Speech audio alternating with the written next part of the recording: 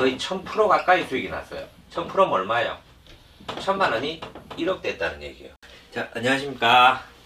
자, 이번 시간에는 지난 시간에 얘기해 준 대로 나는 20% 30% 이 정도 수익률 나는 작다, 나는 최대한 뭐 100% 200% 많게는 10년 안에 500% 1000%도 올리고 싶다, 이런 사람들이 있어요 없어요? 있습니다. 그런 사람들이 주로 뭘 해요? 코인 합니다. 코인. 그렇죠. 코인이라든가 뭐 좀 이렇게 듣도 보도 못한 이런 것들 많이 투자하고 하죠. 그 다음에 레버리지를 이렇게 해서 하는데, 근데 실질적으로 시간 지나서 수익률 많이 나요 안 나요? 많이 안 나요. 그렇죠. 처음에 보통 뭐 조금 이렇게 먹다가 나중에 되면 또 마이너스 돼가지고 힘들어지지, 그죠? 네. 그래서 이번 시간에는 나는 조금 위험하지 않으면서, 그런데 나는 수익률을 많이 높이기 위해서 레버리지를 사용해서 어떻게 수익률을 올릴 수 있는지 그런 것들에 대해서 한번 알아볼게요. 자, 근데 코인이 얘기 나왔으니까 얘기 드렸는데, 코인은 사실 실질적으로 지금 비트코인 같은 경우에 지금 얼마입니까? 4만 불 정도 합니다. 그렇죠. 지금 뭐 4만 불에서 올라갈 때는 5만 불 갔다가, 그 다음에 내려갈 때는 뭐 3만 불 갔다가 왔다 갔다 하고 있어요. 근데 제가 얘기 드리고 싶은 거는, 코인이라는 거는 비트코인 같은 경우도 예를 들어서 지금 3만 불에서 많이 올라가지고 5만 불까지 올라가도 이상해요 안 이상해요? 안 이상합니다. 그렇죠. 그러면은 또 비트코인이 4만 불에서 2만 불까지 떨어져도 이상해요 안 이상해요? 이상합니다. 하나도 안 이상하고 경제 상황적으로 바뀌는 것도 하나도 없고 그냥 코인 가격만 오르고 내리는 겁니다. 누가 그거를 지불 보증해 주는 게 아니지, 그죠? 그래서 코인이라는 거는 많이 오를 수도 있고 많이 내릴 수도 있는데, 이걸 투자해 가지고는 실질적으로 어떻게 수익률을 올리고 나는 뭐 몇 년 안에 얼마를 해야 되겠다, 이런 건 사실 힘들어요. 그럼 코인을 어떻게 투자하느냐? 하지 말라는 얘기는 아니에요. 내가 코인 투자를 하고 싶으면 내 자산 중에 일부를 가지고 이 돈은 없어도 된다고 생각하면은 뭐 매달 얼마씩 조금씩 사든지, 아니면 나는 뭐 지금 싸다고 생각하니까 나는 뭐 100만 원, 200만 원 아니면 1000만 원 사놓을 거야, 이렇게 해서 내가 그 돈이 없더라도 상관없는 사람들만 투자를 하라는 거예요. 그럼 나머지는 내가 힘들어 본 돈을 그런 데 투자하지 말라는 거예요. 그럼 어떤 게 있느냐? 자, 오늘 얘기해 드릴 거는 뭐냐면은 레버리지 상품입니다. 레버리지가 뭐예요? 그렇죠. 영어만 나오면 어렵죠. 레버리지는 지렛대를 이용해 가지고, 실질적으로 우리나라 사람들 레버리지 투자해서 많이 해요 안 해요? 많이 하죠. 부동산 같은 경우가 실질적으로 레버리지 상품입니다. 왜냐면은 부동산 집값이 5억이라 그러면 5억 다 내 돈 주고 사요 아니면 빌려서 해요? 대출 받습니다. 그렇죠. 그게 레버리지라는 거예요. 빌려가지고 돈을 거기에 맞게끔 하는 거예요. 근데 주식에도 레버리지를 일으킬 수 있는 상품이 있어요.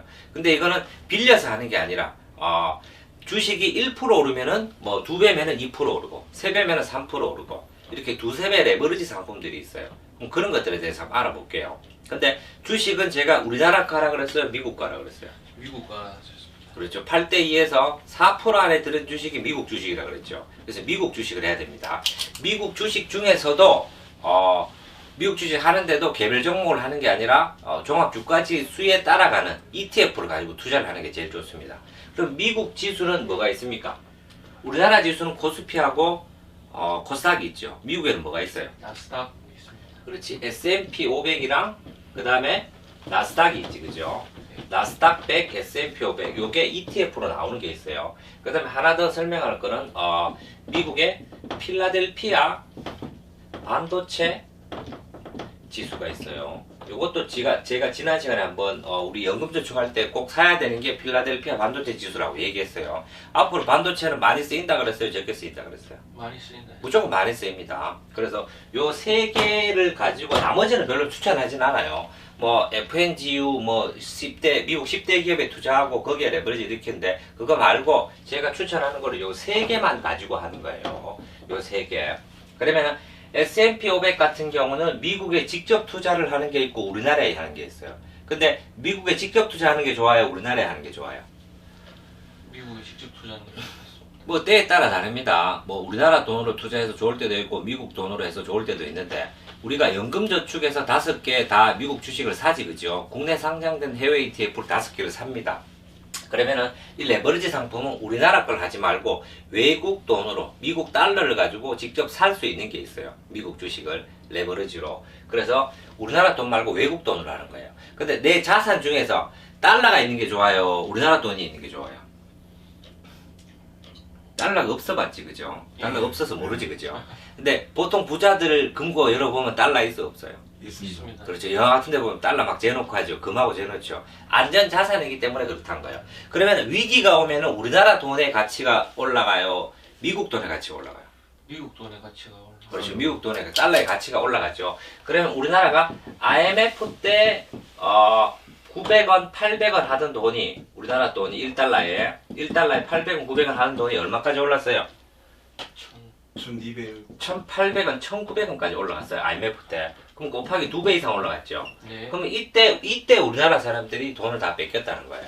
외국 사람들이 외국 돈이 우리나라 주식을 예를 들어서 뭐 1,000원에 살 거를 환율이 2배 이상 싸지니까 500원에 살 수 있다는 거예요. 그래서 미국 사람들이 그때 우리나라 주식 IMF 때 삼성전자 주식이 외국인이 20% 가지고 있었는데 IMF 때 40%, 50%까지 올라갔어요. 싸게 살 수 있다는 거라. 그래서 미국 돈의 가치가 올라간다는 거예요. 자, 그리고 또 위기가 왔을 때 서브프라임 모기지로 왔죠, 미국에. 서브프라임 모기지로 왔을 때도 1,000원, 1,100원 하던 돈이 얼마까지 올라면은 1,400원이니까 1,500원까지 올랐어요. 이때 되면 50% 올랐죠. 그러면 이때도 외국 돈 가지고 있는 사람들은 그냥 우리나라 돈으로 바꾸더라도 수익이 얼마나 났어요? 50%. 40%, 50% 났지, 그죠? 네. 그리고 요번에 코로나 위기 왔지, 그죠? 코로나 위기가 왔을 때도 뭐 1,000원에서 1,100원 하던 돈이 1,300원까지인가 1,350원까지 올라갔어요. 이때는 한 30에서 35% 정도 미국 돈의 가치가 올랐어요. 우리나라 경제가 약했을 때는 환율 변동폭이 심했는데 이제 시간이 지날수록 환율 변동폭이 작아져요, 커져요? 작아지지. 우리나라 기초 체력이 그만큼 좋아졌다는 얘기예요. 근데 앞으로 또 위기가 오면 우리나라 돈보다 미국 돈의 가치가 훨씬 더 올라가는 상황이 온다는 거라.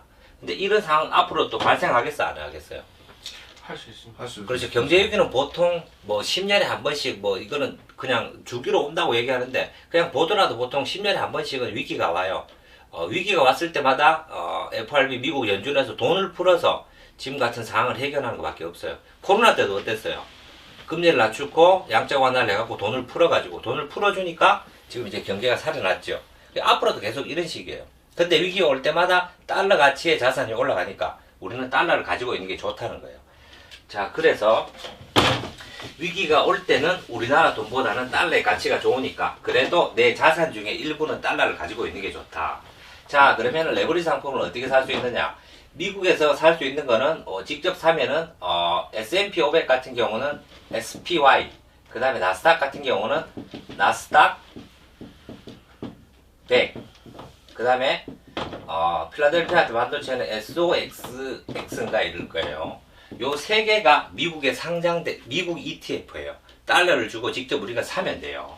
그럼 S&P 500하고 나스닥 100, 그 다음에 SOXX인데 이거 같은 경우는 레버리지가 어떻게 되느냐?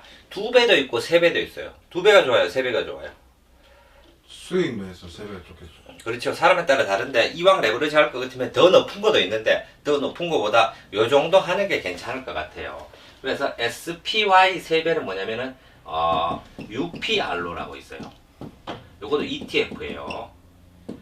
그 다음에 나스닥 100 같은 경우에는 나스닥 100은 미국으로 사면은 QQQ예요. QQQ인데 요거는 3배는 뭐냐면은 TQQQ.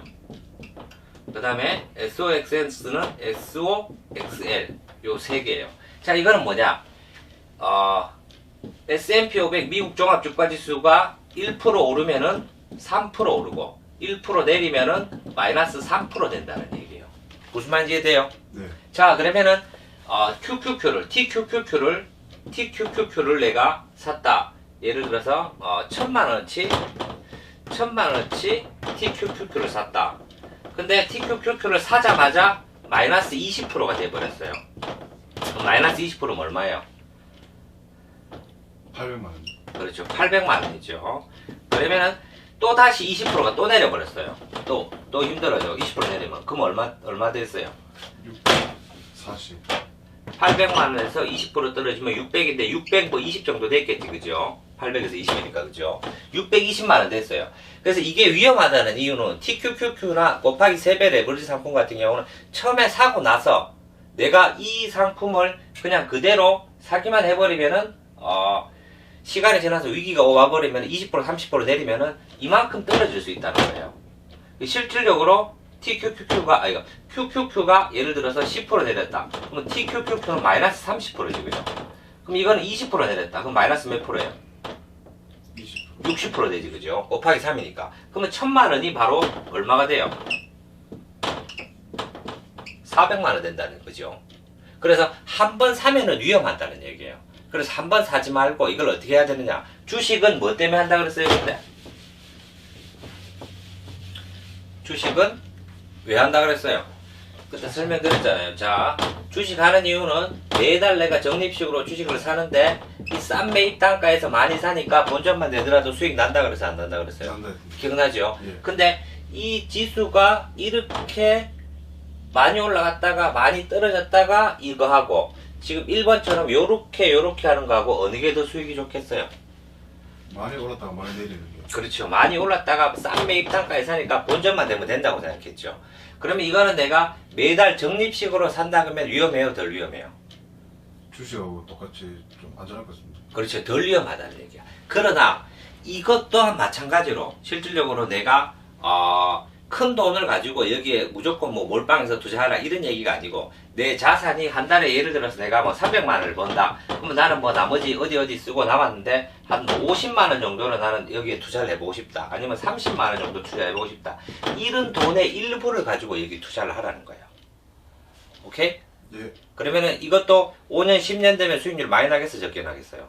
많이 날 것 같습니다. TQQQ 같은 경우도 10년에 수익 났는 게 이번에 주가가 좀 올라서 그런데 10년으로 봤을 때 10년 전에 내가 TQQQ 1000만 원 사놨다.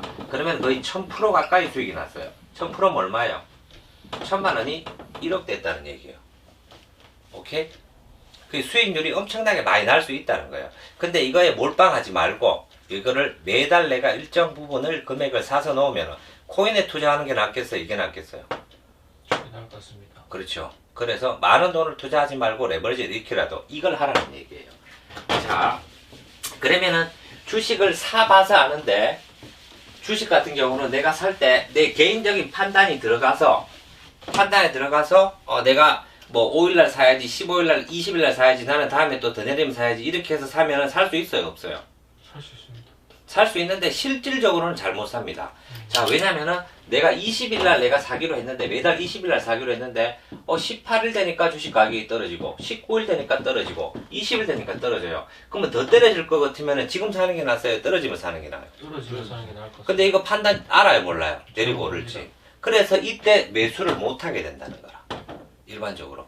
올라가더라도 마찬가지라요. 계속 올라가더라도 또 자기는 이번에 많이 올랐기 때문에 이번에는 더 떨어질 것 같은데 떨어지면 사야지 이렇게 해서 또 못 산다는 거라. 그래서 그렇게 하지 말고 그럼 어떻게 사느냐? 자, 광고하는 건 아닙니다. 이게 NH증권에 가면은 자동 매수 시스템이 있어요. 해외 주식 자동 적립식이라는 게 있어요. 그럼 아까 얘기했는 거 TQQQ 그 다음에 UPR로 그 다음에 SOXL 이 세 개가 다 자동 매수로 걸 수가 있어요. 근데 날짜는 정해져 있어요.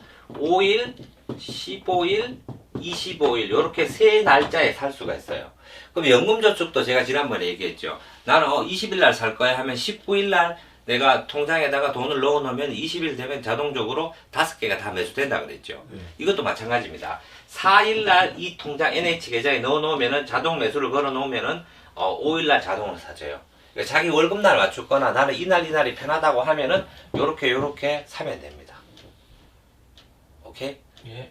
그렇게 해서 나는 실질적으로 나는 이거를 장기로 갈 거다, 단기로 갈 거다, 장기로 갈 거다 이렇게 운영하는 방법도 있어요. 근데 처음에 매수하는 방법은 이렇게 매수를 하는 게 좋습니다.